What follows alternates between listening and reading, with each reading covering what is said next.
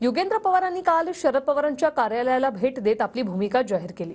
शरद पवार सांगतील ते काम करणार अशी स्पष्ट भूमिका त्यांनी घेतली। तसंच राजकारणात संधी मिळाल्यास विचार करणार असंही यावेळी युगेंद्र पवारांनी म्हटलं।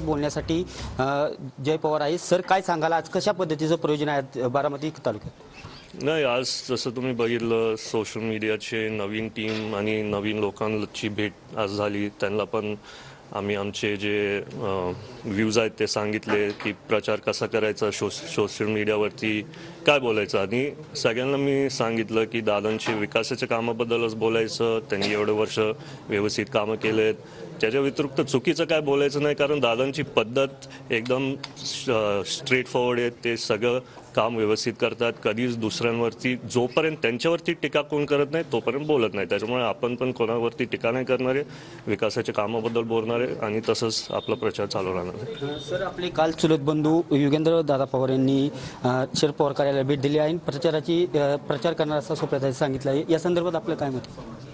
नाही, तर सगळ्यांचे स्वतःचे चॉईसेस असतात, त्याच्यामुळे जरी त्यांनी निर्णय घेतला सुप्रियाताईंचा प्रचार करण्यासाठी तर ते करू शकतात आणि करायला पाहिजे। लोकसभेची निवडणूक सध्या सुनित्रा वहिनीनंतर तिकीट देण्याचं चिन्ह सध्या बारामतीत दिसत आहे, तर लोकसभेचा प्रचार या पुढे कसा राहणार आहे?